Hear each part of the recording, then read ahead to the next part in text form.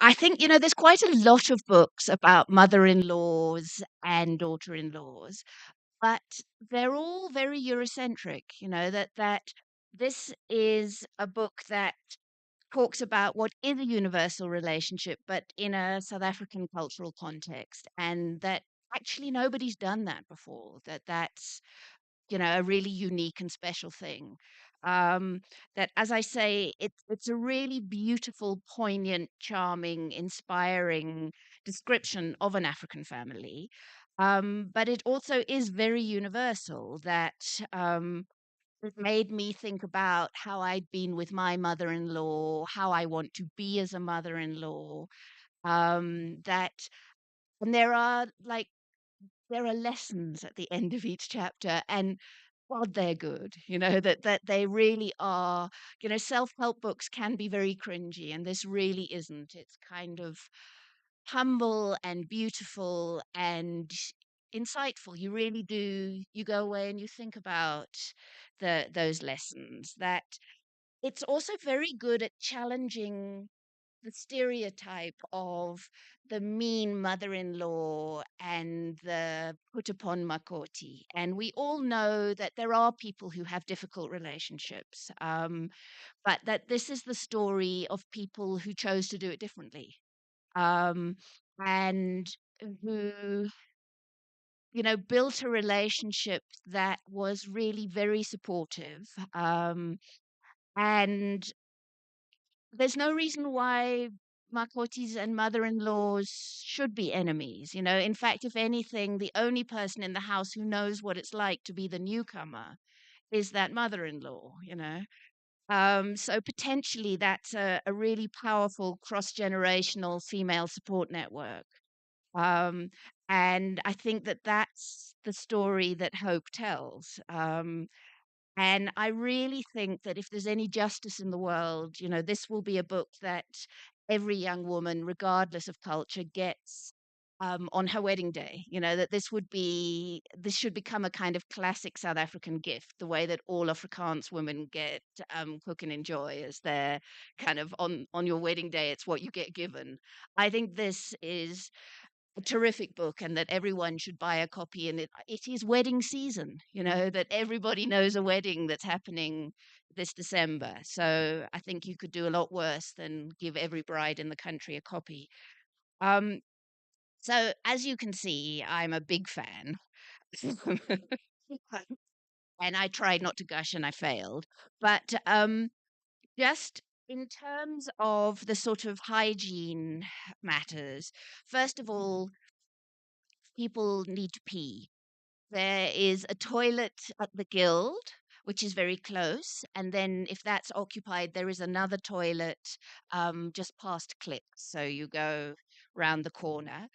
That if it's a sort of Maslow's hierarchy of needs. That once we've done peeing, that when you need to buy a book to feed your cultural soul, that the books will be on sale all night, that the author is available to sign them, that she's quite shy. So you're going to have to like tell her that the, the book is fabulous and that you really do want her to sign it, because otherwise she'll sort of like sneak away.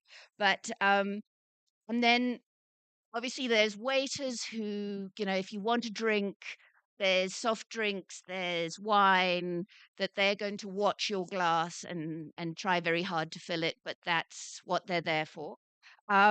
If you're wanting to do sort of social media-y things, it's hashtag tribute to my mother-in-law as one word. If you want to follow the very sweet Instagram page, again, it's tribute to my mother-in-law. Um, and if anybody is a TikTok person, it's tribute dot to dot my dot mot. Um, so without further ado, I'm going to hand over to a man who you all know is wearing various business hats, but today he's wearing two hats, and the one is as a beloved son, and the other is as a very proud husband. So, Tebogo Pooe, here, have the floor.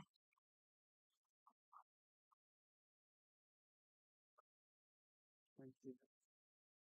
Sure. Um, Good evening, everyone. I'm supposed to know how to work these things. Okay. Um, wow, you all look beautiful, and thank you for honoring the invitation. Um, for me, it's a very special but very emotional evening for me, because we're talking about somebody that was extremely, extremely special to me, my mother. Sometime this week, I think it was around Tuesday or somewhere. I wrote something on these WhatsApp things, and I hardly ever do those things. And each time I struggle, I sometimes even do the wrong things. Then I ask her to help me. So I wrote something to the effect that this is a befitting tribute to a giant, by a very special person to me. My friend. We've known each other for, I think, around 30 years. Um, she might not look it, but we've known each other for that long.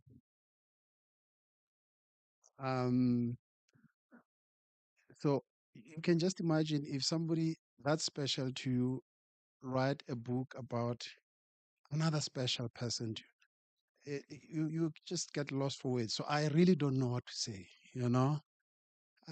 So if I fluff around and you share a name with my mother, by the way. Um, if I fluff around, please forgive me because it's just one of those. And I hardly ever speak. I can see some of my colleagues are here. I don't do this a lot. So forgive me if I stumble. Now, my mom um, had a very natural relationship. I don't know how it happened, but it happened. When I first introduced um, my wife to her, she didn't want me to sell her. She didn't want me to say anything other than who she is, where she comes from. And I had to stop right there because she didn't want to be influenced. She didn't want me to market, you know, my wife to her. And then when they met, I remember for the first time, she came in and I left. I just said, there's hope. And I just left. I left the two of them. And I think I came back after a while, maybe an hour or so.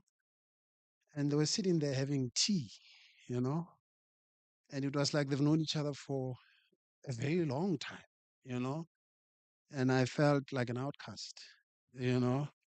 Now you can imagine these people they've just met, but they were just so comfortable with each other. And I personally knew right there, that she's the one. And for the two of them, it was love at first sight.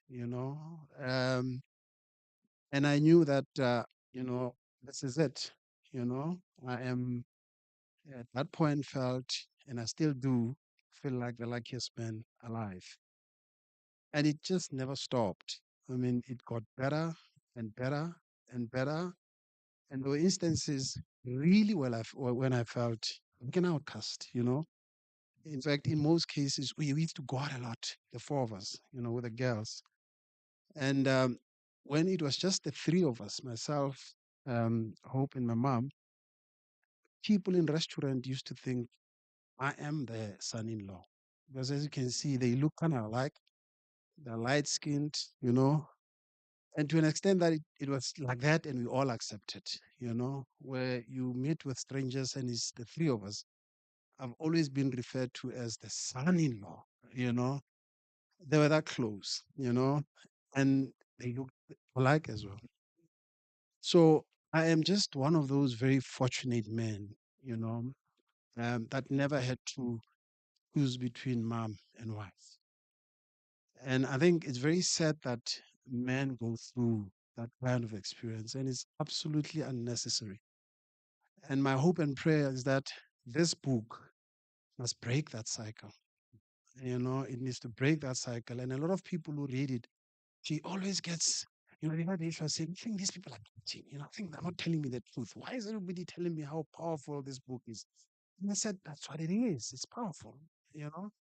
And I also remember when she was busy writing it, and when she started writing this book was, I think when she reads and she likes making notes, and she's got all these books all over the house where she makes notes about basically everything, you know. And I know that she used to make notes about her experience and the trips, her dates with mom.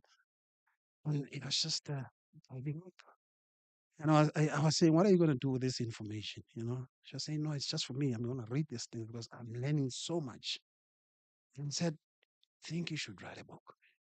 And I think I said it once and kind of dismissed it until when she was almost done with it. He said, I think I have a manuscript, you know, I think I have a book ready, you know. And I read it and said, don't want to make any addition or any subtraction. Anything you've said here is the mother I know. Because this, you know, old lady was she just had an amazing brain, you know. I used to just sit there and just be at awe at how she explains life problems in the most simplistic but yet very powerful ways, you know. So these wisdoms, these powers of wisdoms that she gave me, you know, when I was still a little boy, they still live with me. I mean, this fellow here, Mr. Tebogo Machiro, is the MD of this radio station here, and I always used to say to him, you know, my mother used to say something to me, and I'll try and translate it. When I was still a boy, she used to say to me, "O ka se gole ko o goletseng." And I used to say, what do you mean? You know, what does that mean even, you know? And a direct, very rough translation means you can't grow up where you grew up, right? She used to say to me, you're not going to find life in this township. You're not going to learn anything here. And even before I met her, she used to say, the day you're old enough to bring a girl, please don't bring some girl from next door, from the other street, from, you know, bring somebody that's going to add value to your life, that is going to introduce a new perspective, that is going to show you things that you don't even know, right? So she used to really trust this thing to me, you know, saying, "O ka se gole ko o goletseng." God, she used to give me money on certain Saturdays and say, I don't have much, but take the hop into a bus, go to Johannesburg. When you get to Johannesburg, hop into another bus, go to Rosebank, Sandton, wherever. And when you get there, just go into a restaurant, sit, eat, observe, and come back and tell me. And I'll go there and say what I said. I ate. And you know, and he said, what did you observe? And I start talking about a beautiful couple I saw, a beautiful house I saw when I was walking out. And she used to say to me, it's your inspiration, right? So she used to say, you see, where we are here, it's a very poor, depressed environment. You are not going to find inspiration, unfortunately. So go out there and be inspired. And it's been my thing. It's been my journey, you know. And when I met this young lady here, um, we were the same. You know, we enjoyed traveling, we enjoyed experiences, we enjoyed going out to places that nobody knows us.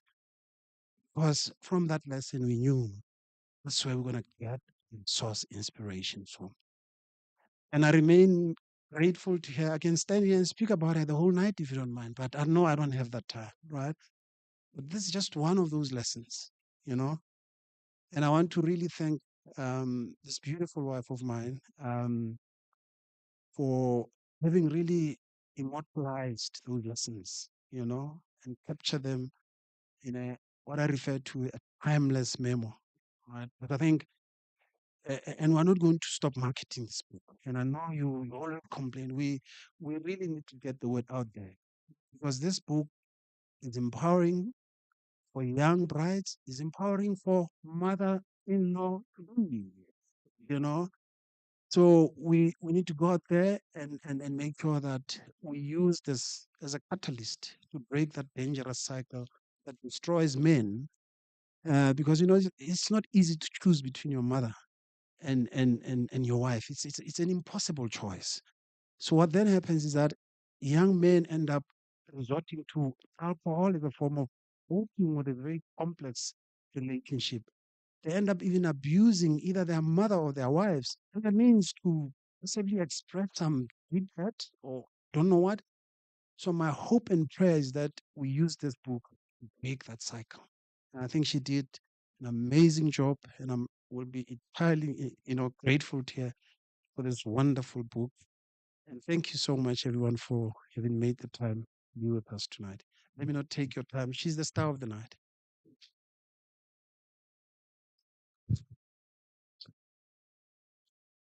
And he's absolutely right that, I mean, that's proverb about you can't grow where you come from. That had never occurred to me, but I have been quoting at my son who doesn't want to go to UCT. Have been, he wants to go to Wits with his girlfriend. And I'm saying you can't grow where you come from. But now I think we need to hand over to the belle of the ball. And so, Hope, come and tell us about your lovely book.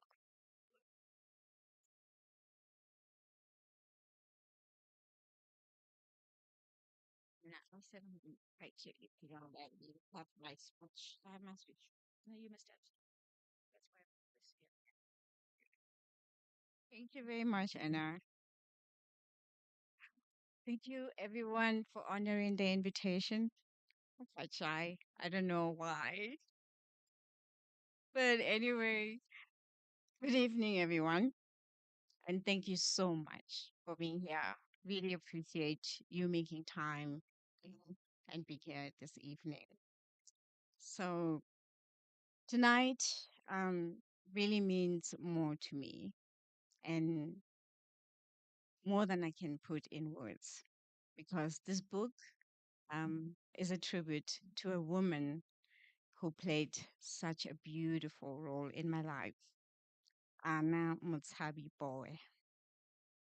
She came into my world through marriage, but very quickly became so much more than a title. She became my safe space, my voice of reason, my quiet support, and truly a friend. Our relationship was not the typical story people expect when they hear mother in law. We built something warm, something honest, something filled with mutual respect. She embraced me wholeheartedly, and I loved her just as deeply. I didn't have to perform or prove myself. She saw me, she accepted me, and uplifted me in ways I will always be grateful for. Writing this book was emotional. There were moments when I had to stop because the memories were so vivid. But the process also healed me. It allowed me to sit with her spirit again, to say thank you, to honor her properly, and say tribute to her. This book is not just about her and me, it's about reminding all of us that those relationships, especially in families, can be beautiful if we lead with grace, humility, and love. It's about letting go of old narratives and choosing a new way of relating to each other as women. My hope is that her legacy, her kindness, her gentleness, and her wisdom lives on through these pages. And my prayer is that anyone who reads this book is inspired to cherish the people who make their life softer, kinder, and more meaningful. To my family, thank you for supporting me as I poured my heart into this project. And to her, thank you for loving me so beautifully. This book is my way of honoring you today and always. Thank you.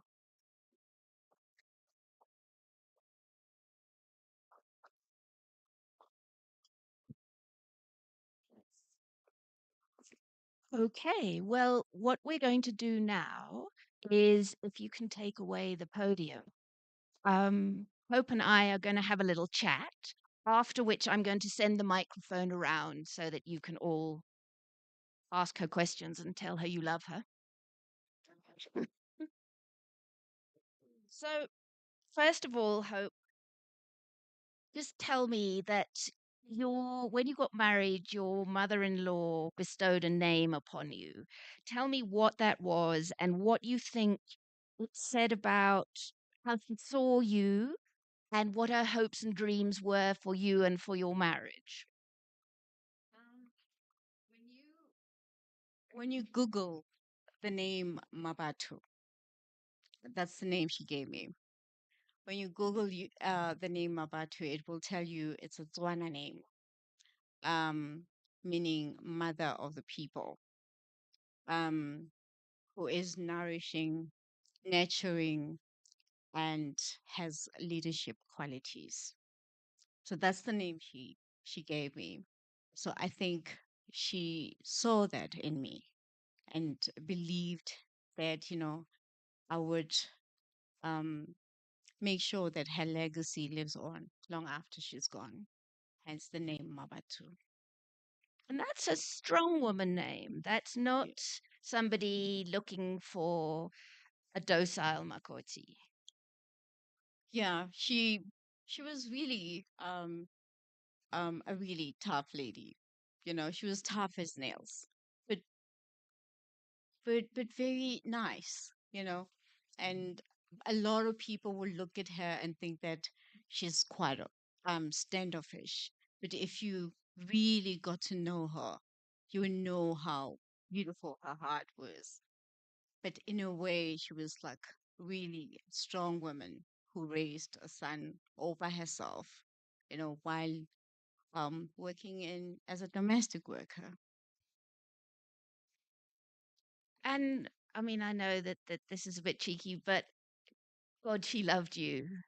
that, that, I mean, I think all mummies love their boys probably, you know, in a way that nobody else can ever love them. But yeah, I think you got quite lucky that God gave you a good one. So tell me, it was a long relationship, that goes through phases and changes over time. That What do you think you learned at different stages? As a very young woman, what did you learn from her? Once you were a mother, did you learn different things? She was more fragile and you were caring for her. And do you think you're still learning from her? Yeah. Does she come to you in your dreams and tell you things? No, I'm still learning from her. I mean, I know I'm answering the last Mm. part of your question. She was a good hostess. She was good at hosting parties, at cooking and everything.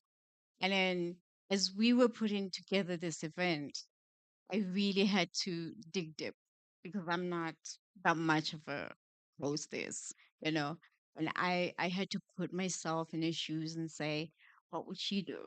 You know, she would be calm and she would be able to pull it together and be able to take care of more than 20 people. And really, I want to say that everybody who's in this room is quite special to me.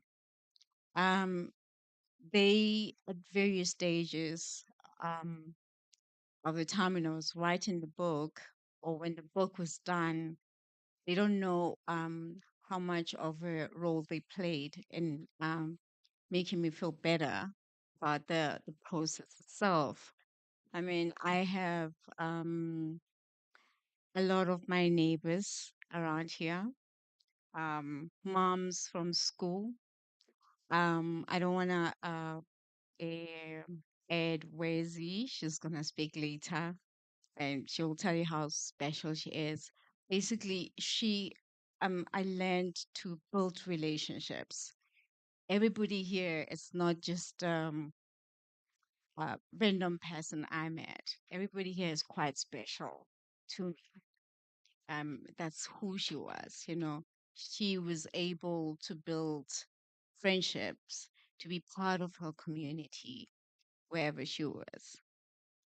And um, in terms of parenting, I really learned, um, I call her a 21st century woman.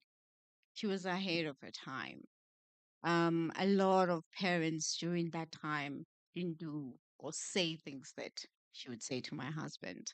You know, they would just complain that, hey, we don't have arna chalete, we don't have money.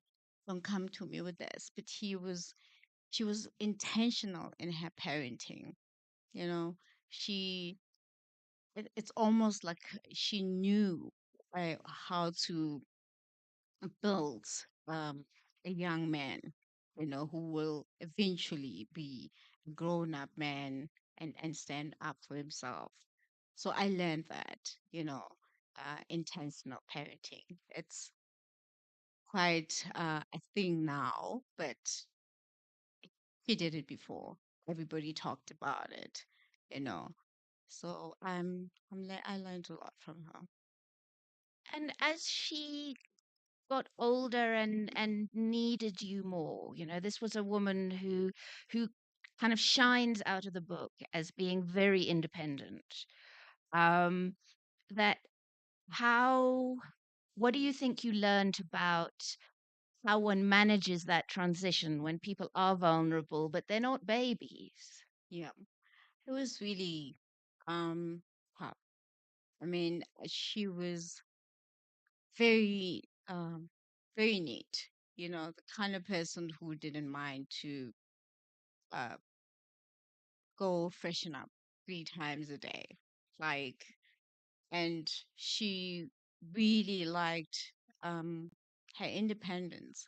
Even though we would provide a driver for her, somebody to take care of her, to go to the malls with her, she would still find a way to get into a taxi, fly, and go to a mall by herself. You know, which really scared us, and we really didn't want her to do that, but she would still do it. She would still participate if there was a funeral in the street. They would have in the townships, you have different burial societies. You bring plates, you wash dishes. She will be knee deep washing dishes at somebody else's house. You know, but seeing her not being not being able to go to the mall by herself, to go socialize with her friends. You know, there were times where we had to make an appointment for her to see the kids, because she had a busy schedule. Mm. You didn't just bring kids, and say, oh, here are the kids for the holidays or whatever. We had to book, you know. So, when we find out now we had to take care of her more, it was quite difficult. And, seeing her demeanor change and being somebody different from who she was, it was pretty tough for us. And um we really wish that we had more conversations about what she would have wanted us to do when she's in a position where she was, you know. So it was really hard. Do you think your girls learned lessons that, I mean, you kind of, if you feed your kids knickknacks when they're little, that's what they're gonna, if you feed your kids rubbish, that's what they eat their whole life.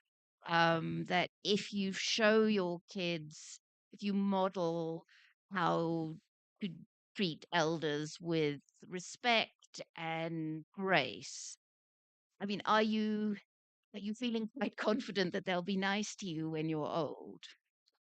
That they learn good lessons? They learned a really Mm, good mm, lesson. I mean, I think I did right by Google. I mm, did right by her. I mean, they were right there. mm, They saw the the appointment, the doctor's appointment. the everything that I was doing with Coco, the shopping sprees, just having lunch with her, catching up with her. Besides that, I mean, she also had a relationship, a different relationship with him, and I allowed it. I did not interfere, and she shared some stuff with them that I wasn't privy to. She was quite open to them. She would tell them about her childhood, what she did when she was 13 or when she was 14, what it was like to live in Sophia Town, what it was like to move to Soweto. She was quite open with them more than maybe even me. There's still some things that I'm not even aware that, you know, they know. Mm.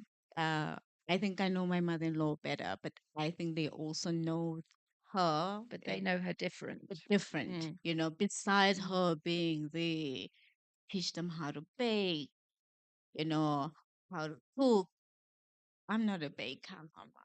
I'm bad with baking, but she was there. But your girls can bake. They can bake, Mm. yeah, because of her, Mm. and yeah, I'm not good at it. Yeah, You're good at other things. yeah, and other things, yeah. So, what do you hope that people will get out of the book? I hope that people will learn that humility and respect goes a long way.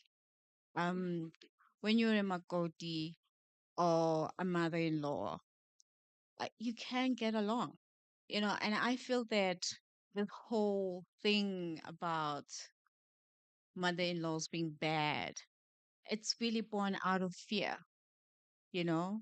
Moms fear losing their sons. It's not like it's something that's never happened before.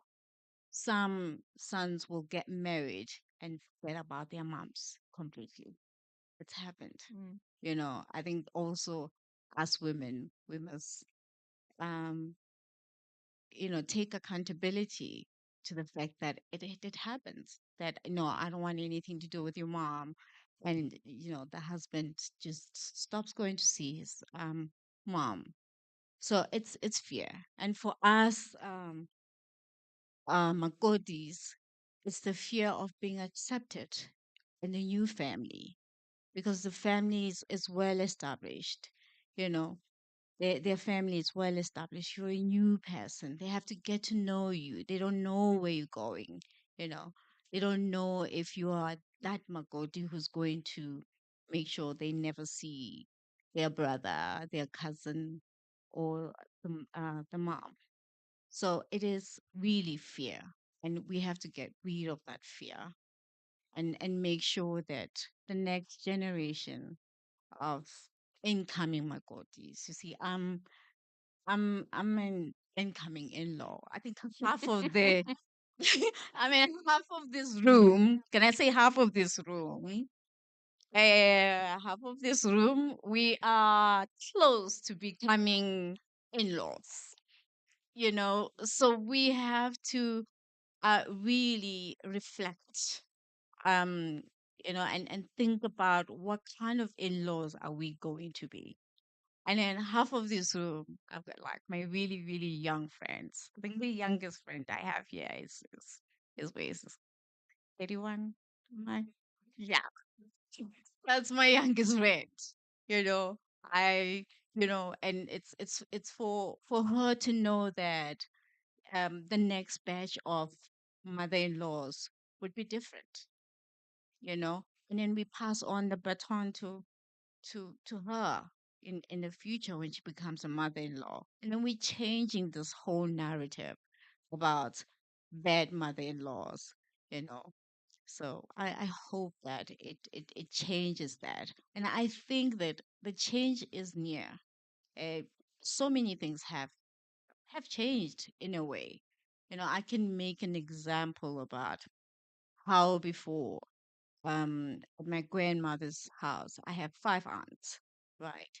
And one of the aunt will not pitch at a family event, and we'll ask her, where's Auntie so and so?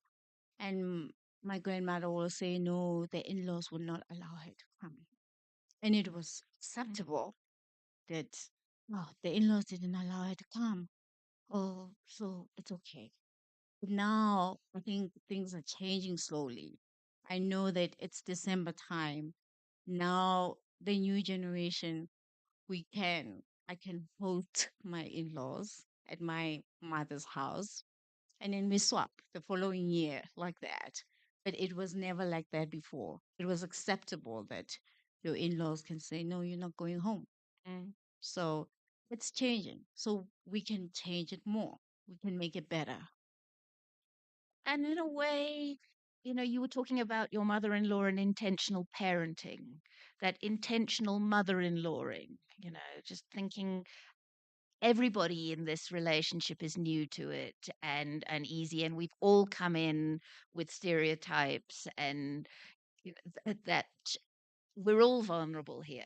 Um, and I think that what your mother-in-law did is that she's clearly, maybe she was intentional in every area of her life, but she was certainly very intentional in, you know, this is a woman that my son cares for.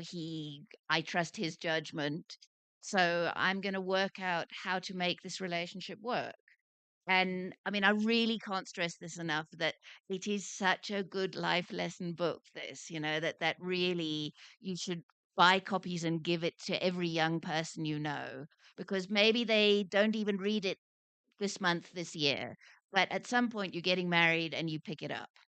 And I think that there is no other book on in laws in South Africa, and that is quite fraught. And we are a society in such transition that nobody quite knows how to do this, whether traditionally or modern. We're all feeling our way, and there's a lot of wisdom in it. So I would highly recommend it for all sorts of daughters and mother in laws.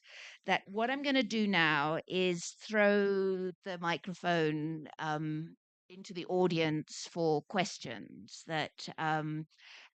or comments and I know the physio, is she here? Yes, I really in terms of, the relationships that I built when my mother-in-law was fighting for her life in hospital, um right here at Four Ways Life. Um I met Wizzy as our Is that you? physio Hi. our physiotherapist, and when she spoke, and the way she treated my mother-in-law, the way she interacted with her, I fell in love with her, and I said, oh my gosh, I love this girl. And she was there to hold my hand. She would sit with me um in the ward with my mother-in-law for an hour. I would watch her work on her. And she would also say, oh, Hope, let me show you how to do this, how to do the machine, how to suction her. If I'm not here, if I'm running late for an appointment, she would have coffee with me. She she's really special to me. She held my hand when I really needed help the most. And is That's that you? that is me. Yes. Hello. Hello everybody. My name is Wes. I'm the physio. Um, thank you, Ho. I feel like we've had this conversation many, many, many times before, and I feel like I met Hope and the rest of her family during a really, really difficult time in their lives. But I think you know what is so special about like Hope, your family, and Gogo is that I feel like I kind of got to experience who she was through how you guys all showed up for her. I see a lot of people in the hospital. I see a lot of people towards the ends of their life. And what is very interesting to do is kind of make the distinction between who they were prior to how I meet them in like their regular or like ordinary lives. And I always say that for your family to show up, or for like extended people or people you've met at some point during your life to show up at this moment where you really have nothing to offer and like you're so vulnerable, it speaks so much to who you were as a person. And the way Hope showed up, and I mean, like, she details how like we'd meet for coffee, and I think it happened by accident, honestly. I hate treating during visiting hours. I'd like try to disappear on purpose, and I just happened to be there, and then we met, and it was just every day. And I think like the universe just kind of conspired that like timing allowed for me to be treating her as Hope was arriving.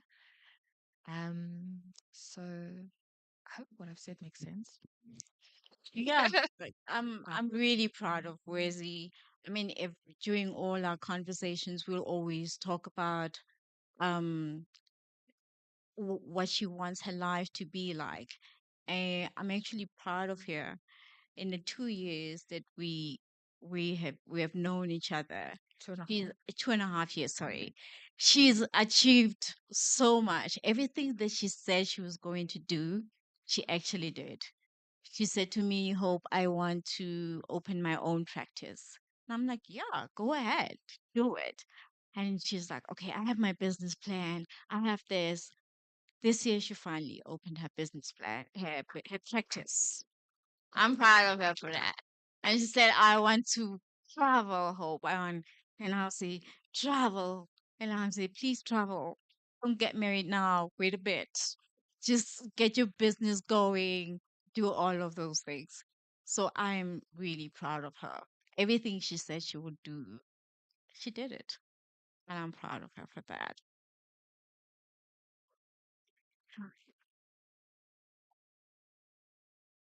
Anybody else got a question or a comment? Hello. Hello. I hope I can tell you that my wife is scared what I'm about to say. She's saying to me, "Don't say anything. You don't know Hope. I know Hope." It's okay, but it's fine. Let me just say, I read your book not once, over 3 times. All that I can say to you is that it is too big only to be in one language. Have it in Sutu, have it in Zulu, any other Oh, language. makes Have sense. That's Chi Chi's husband over there. And Chi Chi and I met at a hair salon. Uh, we do our hair at the same hair salon. We liked each other the moment we met, and I don't know, we just clicked, and it's been years. And we would meet at shopping centers, and we're like, hi, and but and that's the kind of relationships I've been able to build. That's why I'm saying I'm making an example of how I followed through with the way my mother-in-law was, making friendship everywhere. It didn't matter um who you are, as long as I feel that we click. I'm your friend, and I will be there to support you, and we support each other. Yes. Thank you. I'm Sophia. Today I am Hope's friend. Yes. And I just want to say that when Hope shared with me that she wrote a book about the mother-in-law, I said, "Hmm, this is gonna be good. Some dramas in here. I'm gonna get me some popcorn and enjoy this." And she continued to speak about this. I'm like, okay, this is different. You're speaking good. Like it's unheard of, in our culture, in our community. And so I read the book. And I would just want to say to you, Hope, that you embody the voice of every woman who has ever received greatness. And we are passing this on to the next generation with love. In this miasma of life, we needed somebody like you who can show us that we can step aside and just appreciate what was given unto us and pass it on with love. Thank you so much. I am so deeply inspired today by your story, by what your husband has said, by your two lovely daughters, by your life. I'm inspired by everything. Thank you. Ah, thank you, Sophia. That's my friend. I also just met her, uh, and I was reminding her 2 months ago how we met. She was coming out of a classroom, and she was like, "Hi, how are you?" And I was like, "Oh, hi." And I thought she was a new teacher at the school, and we clicked. And I was like, "Oh, I love this lady." But we built the relationship over a period of time. It didn't happen all at once. That's why I'm saying everybody who's here is quite special to me. Every one of you. Yep. Mm. Good evening. Um, my name is Dineo. My mom is Tebogo's cousin, but by virtue of the age difference between Tebogo and I call him my cousin. So Hope is my cousin. If I have to say anything, I'm gonna say the same thing that I said to her after I had read her book and my mom had read her book. So please allow me to read my review of her my review after reading her book. It's not going to be long. It is quite sad that for as long as can be remembered, women's relationships with their in-laws have been doomed to be strained and dysfunctional. It also seems that society has given in to the narrative that there will be strife between a woman and her in-laws. It is as though we have embraced this as life's natural progression and that it will always come to the territory. I love that this book outlines some of the reasons why this is the case by touching on family dynamics that rear their sometimes ugly heads during the coming together of two families. When things are not managed properly and boundaries are not set, the book also seeks to change this unfortunate legacy that has been left to continue for years. It opens our eyes to the silver lining in this gloomy cloud of dysfunctional relationships. This woman on woman abuse. I believe that this takes courage and strength of character for two women, a woman and her mom-in-law, to be this open-minded. But it also takes maturity. Hope, Mabato, thank you for shining your light on this subject. We are all more richer and wiser for having read this beautiful book. May it change the trajectory of families that come together in marriages. Hootie. That's our. That's how I told her. I Dineo read the raw book, unedited.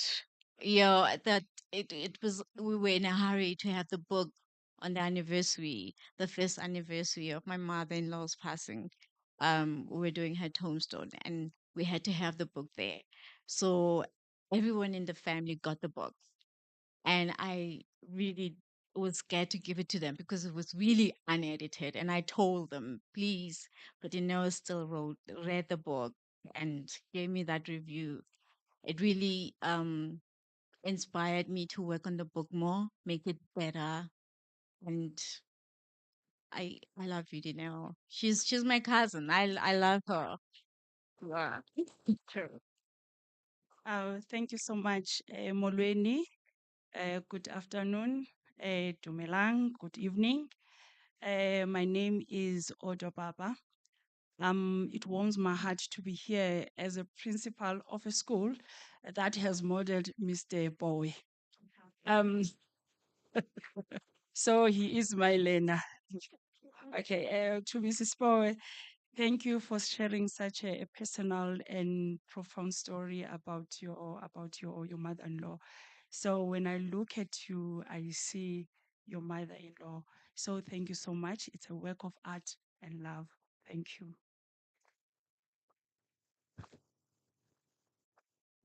Yeah, she's from a primary school where my husband attended. Like the foundation years are very important. So that's where my husband went to school. He's the principal from there. Where he always had a handkerchief, where he always was dressed clean, uh, where uh, where the administration hall is named after my mother-in-law. Yes. Hi, my name is Shalu. I am Hope's friend. Thank you, Hope, for a lovely book and bringing up a subject which is cross culture, cross countries.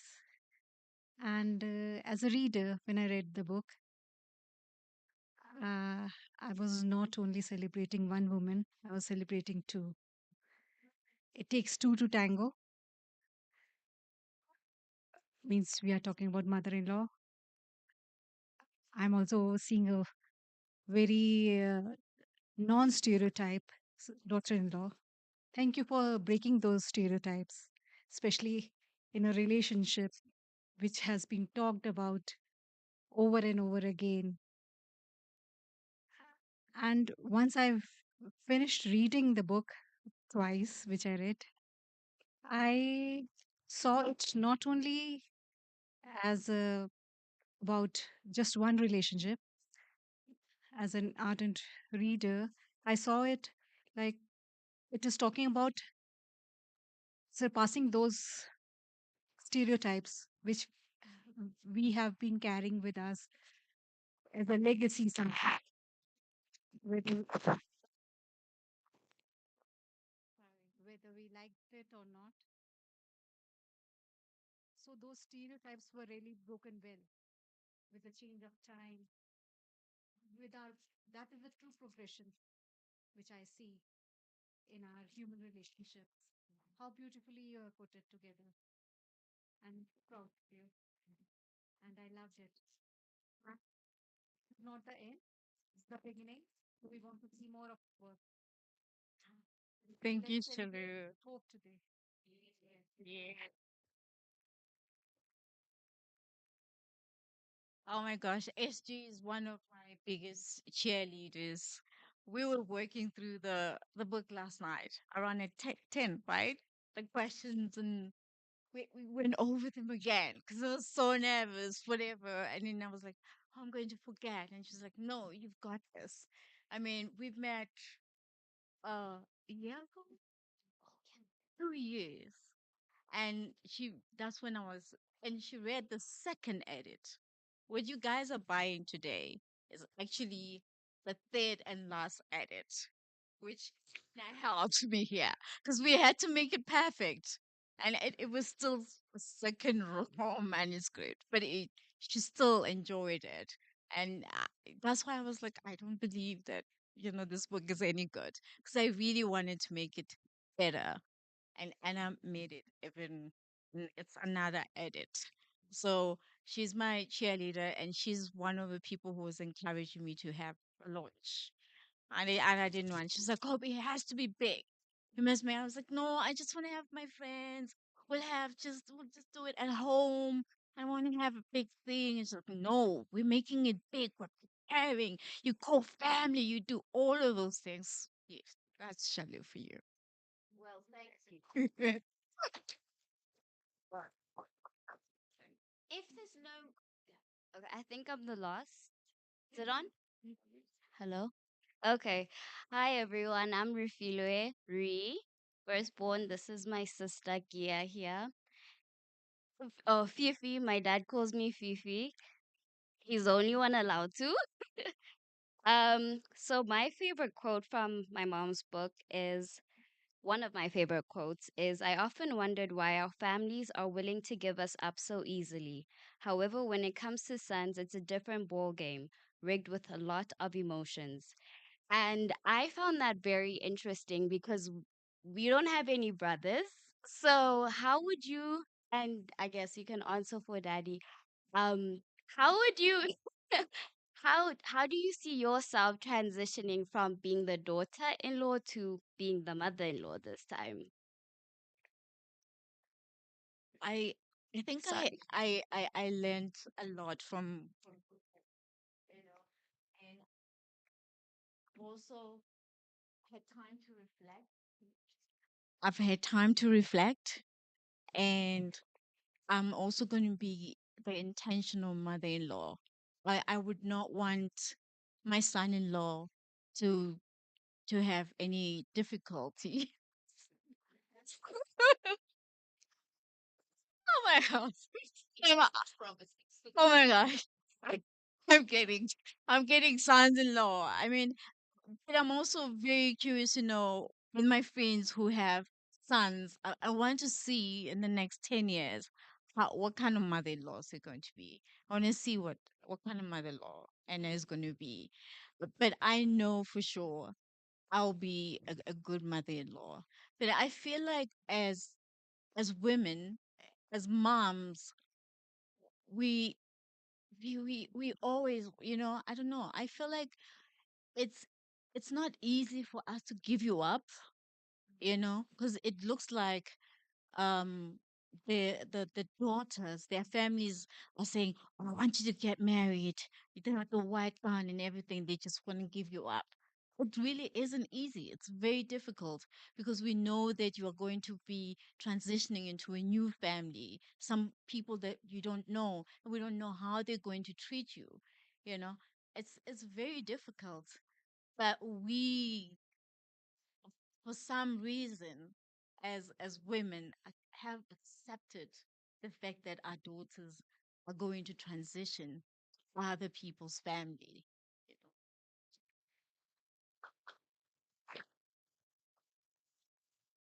So hi.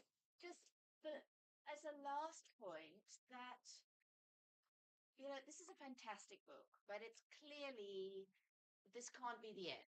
That what you might have stumbled on it, but this is a topic that really needs, people need help with. And you are now the nearest thing we have to the mother-in-law whisperer. That where do you go from here? What next? Ah, well, what's next, really? I have been working on this book for a long time. It's more of my take on gender-based violence and how us as parents need to take accountability. It really starts with us. We can have so many people protesting out there, but we never really look inside ourselves as parents as to what we do. How are we raising our daughters? You know, how are we giving them out there into the world? Like, Refilo is saying, that's something that I'm working around. Yeah. Hi everyone. I know this is the last one. Hi everyone. My name is Khomotso. Um, I think Hope knows me as Panti. We met last year at Gogo's tombstone unveiling, and that's when I got the book. It was the raw, Yes. yeah, The raw one. yeah, the raw one, and I read it the very first day that I got it, and I finished it because of the something about this relationship of Hope and Gogo that we need to learn from as young Makotis.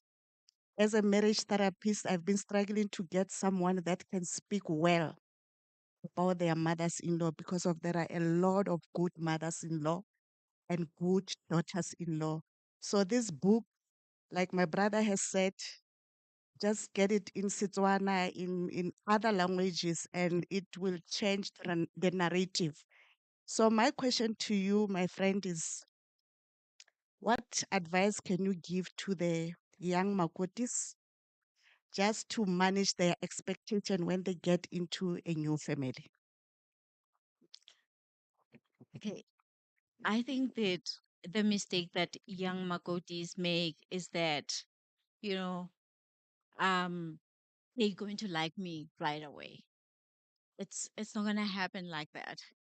Yes, they will accept you and like you, maybe, show you a little bit of love, but it it won't be, it's something that you build on. It won't happen in a month, in 2 months, you know.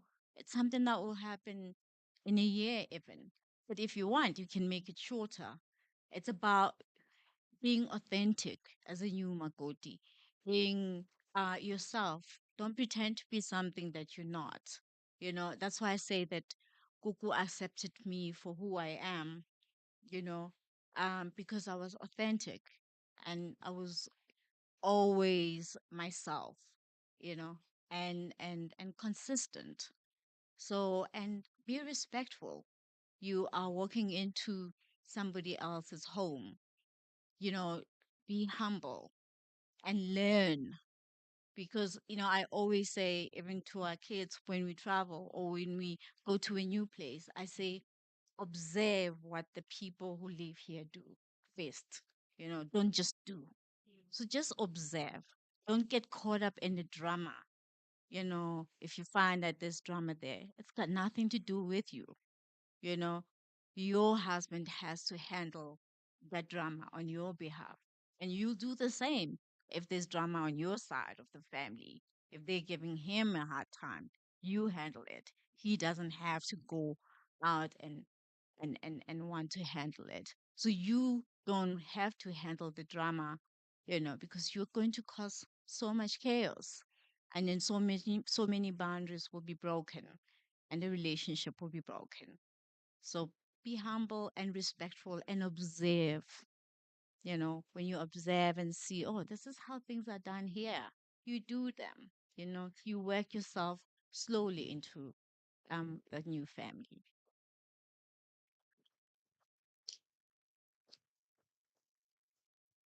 Do we have any more? Then what I would like to say is that there are delicious things to eat on the other side. And Hope will be sitting and signing books and is will be delighted to talk to you about all your thoughts on mother-in-laws and marriage.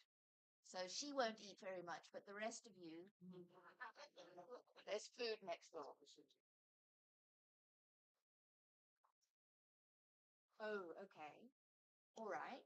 So apparently they're just setting up.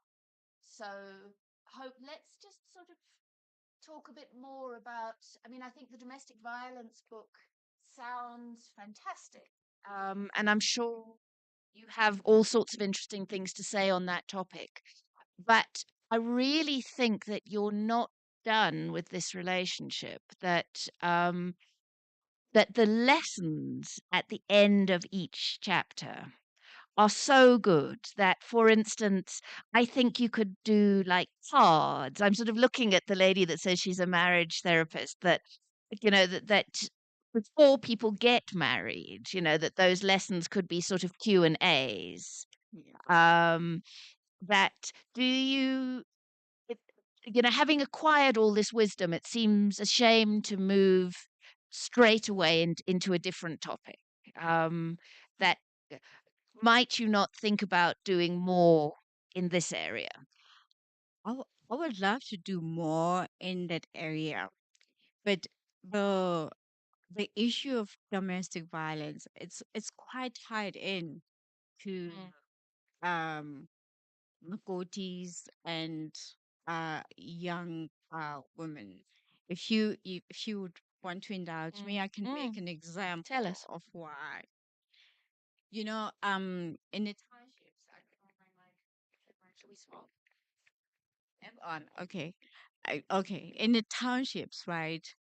You like it's just an example of what happens, you know, and what breeds this domestic violence is that you would have like an 18-year-old growing up in a poor family or an okay family, you know, and then she would often be asked, when are you getting a boyfriend?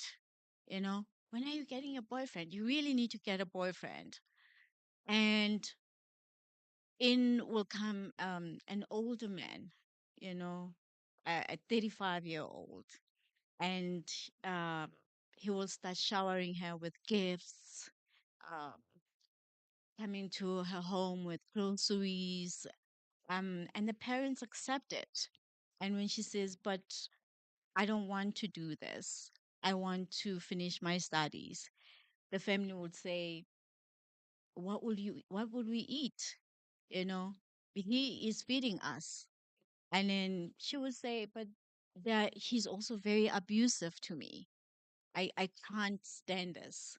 So I'm really being diplomatic, maybe putting it that way. I feel like a lot of parents in the townships unwittingly or wittingly pimp out their young Mm, girls, because these older guys who are driving cars, come there with a bottle of whiskey for the dad, groceries for the mom, money for the stock fair and things like that. So she's caught up. She can't get out. And when she tries to get out, the parents are saying, "No, you're not. Did you see that your brother doesn't have shoes? It's Christmas mm, time. What are they going to wear?"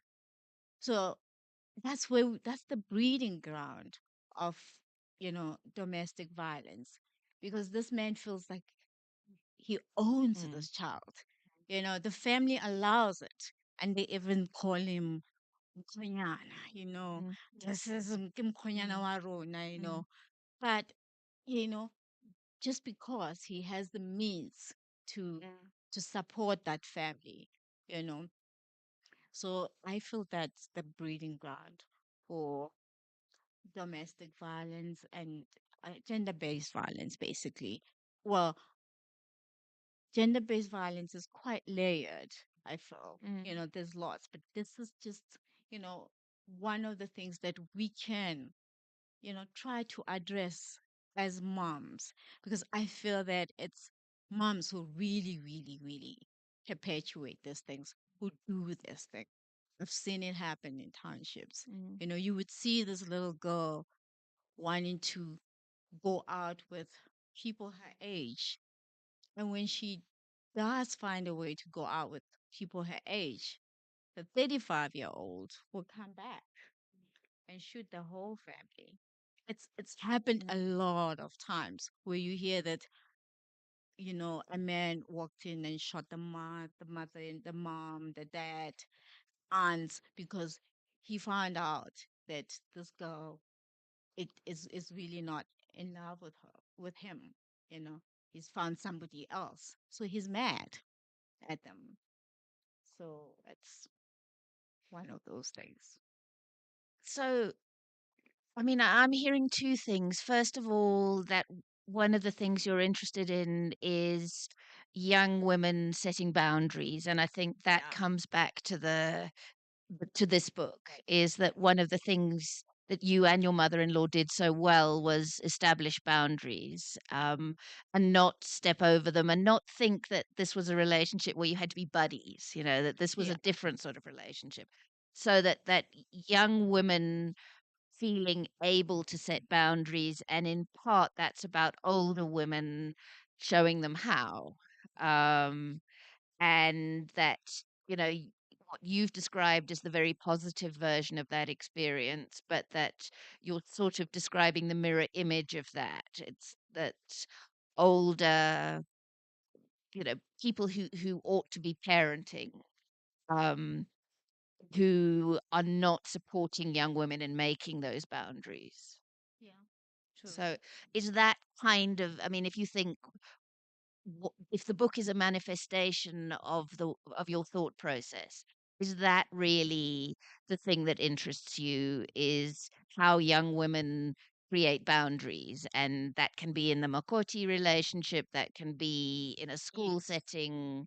And being able to say no to their parents if they're being, forced into doing things that they don't want to do. It starts there. It starts there when, your own parents are not helping you with building boundaries. You know, they're creating an enabling environment for you to be abused, you know. So it really starts there. Mm. Yeah. But yes, I mean, if I were to, I do feel like the book is quite thin. I mean, I touched a little bit about tradition, how traditional divorce, why a getting married in a traditional way, it's such a long process. They made it difficult for um African marriages to have divorce, because of the process, because they value marriage, they value um thriving marriages.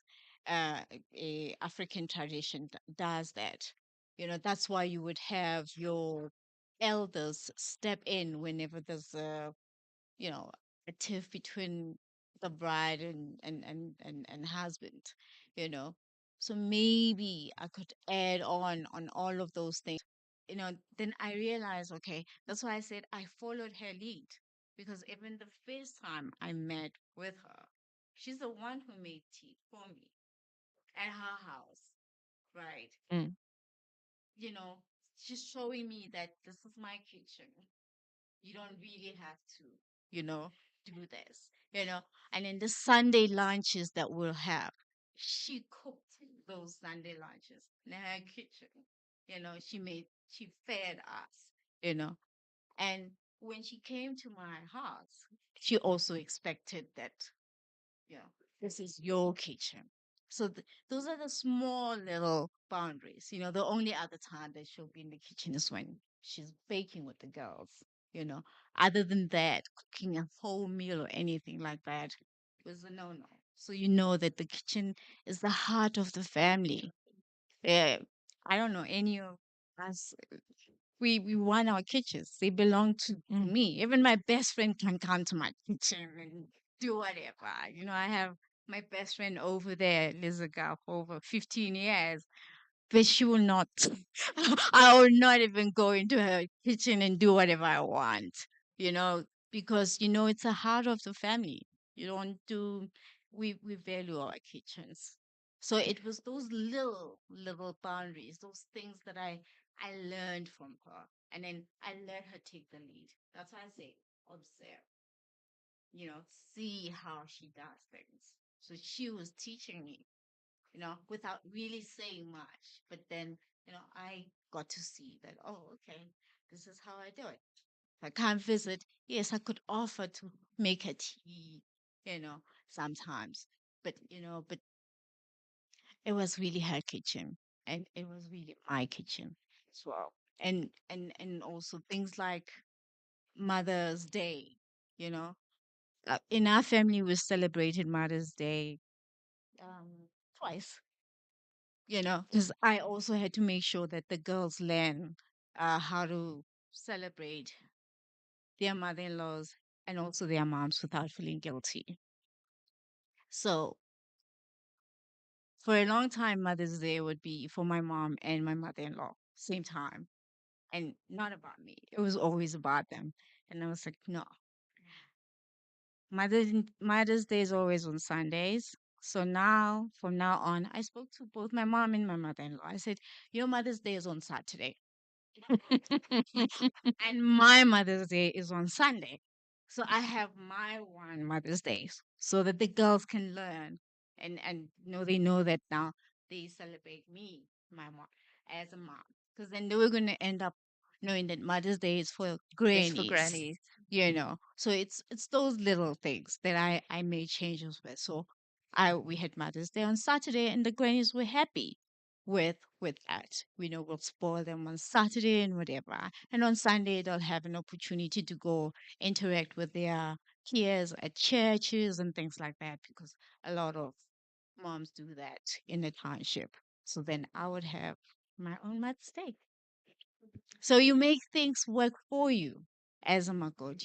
You make your own new traditions as you should, but you also involve your mother-in-law, you know.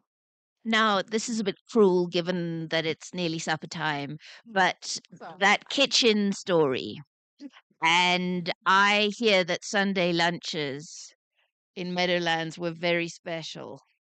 Um, that can you tell us about Sunday lunch at your mother-in-law's house?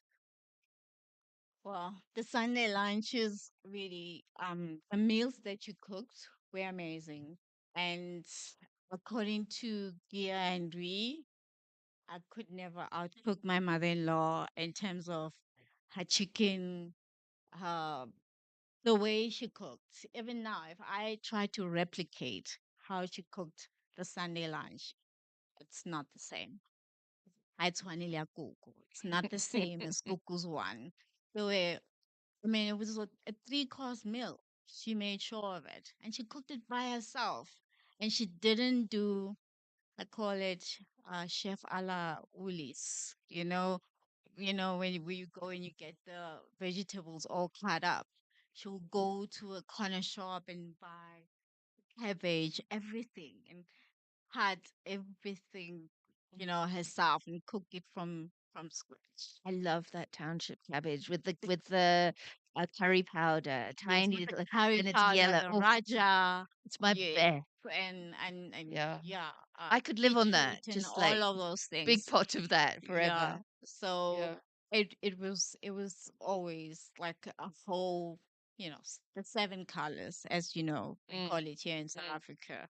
Like everything you can think of, plus your desserts, and tea at the end, coffee. And I hear that there was football on the sofa afterwards. Oh yeah. But see, Yeah. now he's perked up. Yeah, I mean, wait. Kaiser Chiefs, right? Yeah. She was Kaiser Chiefs. She favored Kaiser Chiefs. So when there was a big match for Kaiser Chiefs and Orlando Pirates, yeah, you don't eat lunch sitting on the couch. By the way, So you had to be you had to done before the be. football It started. had to be on the dining table, all set up and everything, and then you can go sit in the sitting room, in the living room, and watch soccer. No messing the couches with rice and everything else. Not even the jelly and Not custard. even You the couldn't jelly and take. custard. No. No, no, they No. couldn't. And sometimes ice cream. No, even Ooh. ice cream.